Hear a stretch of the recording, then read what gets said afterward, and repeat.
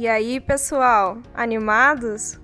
Nessa unidade, eu vou apresentar para vocês as animações no mundo do cinema, falando um pouco sobre a jornada histórica e alguns filmes importantes que passaram pelas telonas. Essa longa trajetória se inicia lá no cinema mudo, com o lançamento do curta francês Fantasmagorie, que é um filme de 1908 e foi feito pelo Émile Cohl. Ele foi o primeiro desenho animado da história reproduzido em um projetor de cinema.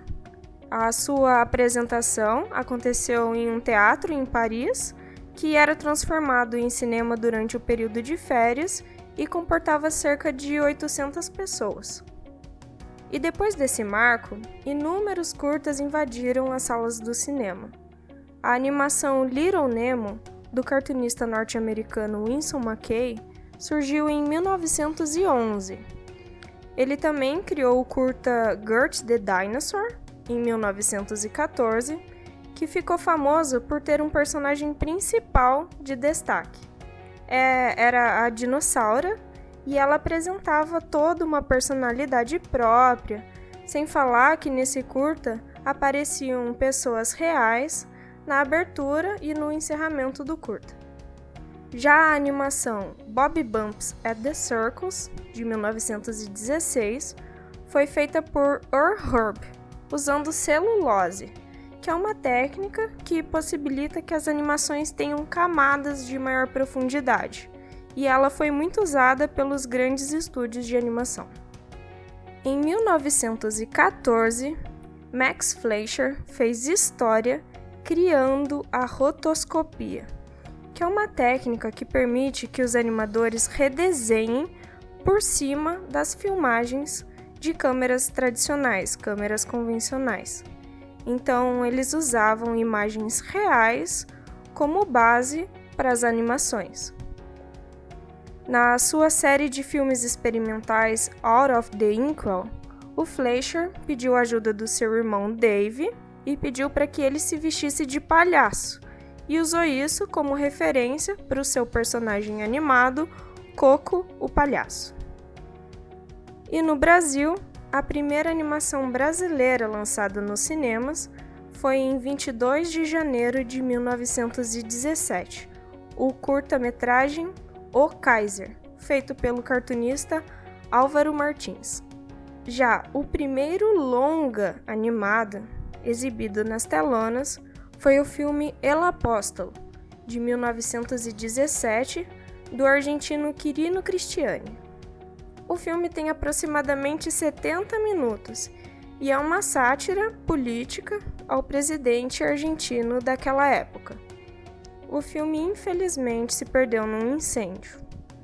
Já em 1919, quem conquistou as telonas foi o gato Félix, com o filme Feline Follies, que posteriormente se popularizou na televisão.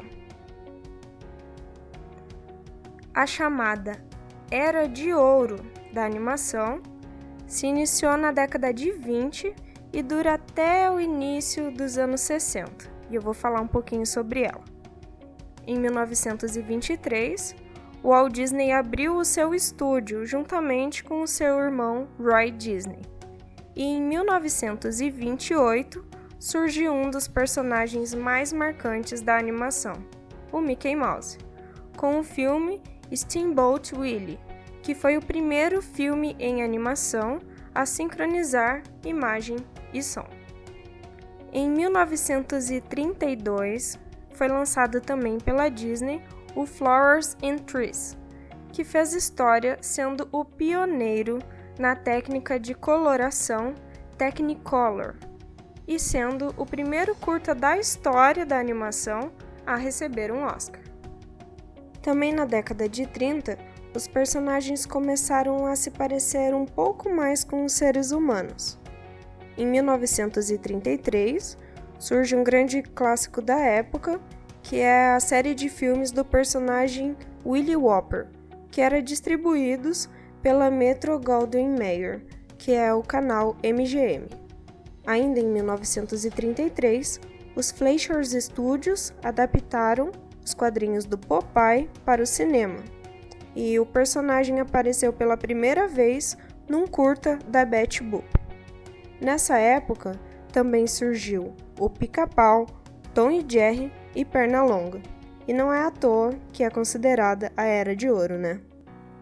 Ainda nessa década, surge a câmera multiplano dos estúdios Disney, que em vez de trabalhar o cenário num único plano numa ideia bidimensional, começou a trabalhar o cenário em várias camadas, permitindo com que a câmera se movesse através delas, o que criava uma ilusão de profundidade.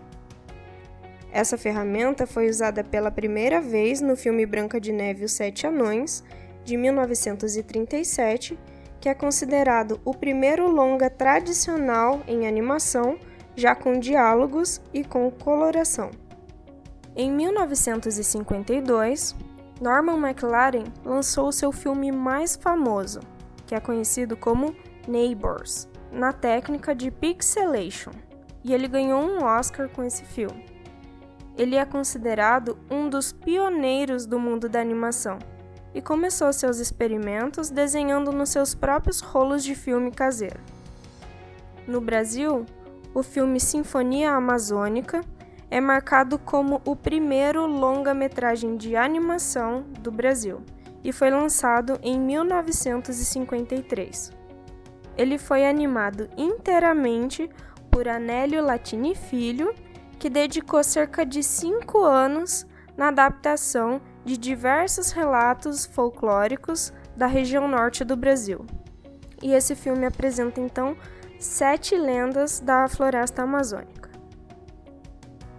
A Bela Adormecida, de 1959, ficou conhecida por ser a última película da Disney desenhada inteiramente à mão, porque em 1961, quando surge o filme 101 Dálmatas, eles começaram a usar as fotocópias, que é o uso de xerox.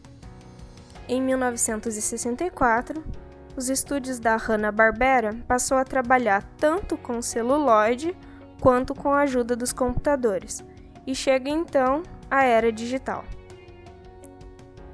Mas falando tanto de animação infantil assim, parece até que animação é coisa só para criança, mas não é só para criança não, viu? Tem muita animação adulta e de qualidade por aí. Em um em específico que marcou muito a década de 70 é o filme Fritz the Cat, que é um filme adulto de comédia que foi escrito e dirigido por Ralph Bakshi. Agora eu vou falar um pouquinho da produção japonesa. Como não tinha uma palavra em japonês que significasse animação, a partir da década de 50, a expressão anime, que é derivada da palavra em inglês animation, começou a ser usada. Mas a produção japonesa se difundiu para o mundo inteiro. Então, a partir da década de 80, a palavra anime se tornou sinônimo de toda animação que fosse japonesa. Em 15 de junho de 1985, surgiu o famosíssimo Estúdio Ghibli, fundado por Hayao Miyazaki e Isao Takahata, que tem aclamação mundial da crítica e do público, e eles criaram inúmeros clássicos de sucesso, como O Castelo no Céu, Meu Amigo Totoro, Os Serviços de Entrega da Kiki, A Princesa Mononoke, A Viagem de Chihiro, O Castelo Animado, Ponyo, O Conto da Princesa Kaguya e muitos outros. Já no Brasil, não podemos esquecer de falar das Aventuras da Turma da Mônica, que foi lançado em 1982. É o primeiro filme baseado na HQ da Turminha e foi criado e dirigido pelo cartunista Maurício de Souza. No decorrer do tempo, a tecnologia avançou muito e em 1986, a Pixar produziu o seu primeiro curta-metragem em animação totalmente computadorizado, que é o Luxo Júnior, que depois serviu como referência para a abertura clássica da Pixar, Depois disso, eles lançaram Teen Toy, em 1989, que foi o primeiro 3D a vencer a categoria de melhor curta-metragem animado. Toy Story, da Pixar, se tornou o primeiro longa completamente em 3D. Mas tem uma dura disputa aí por esse primeiro lugar.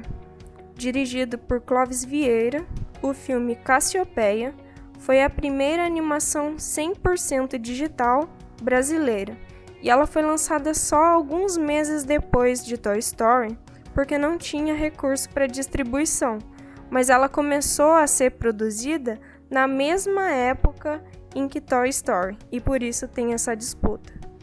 O filme Cassiopeia é ambientado num planeta, na constelação de Cassiopeia, que vive em paz até a chegada dos invasores.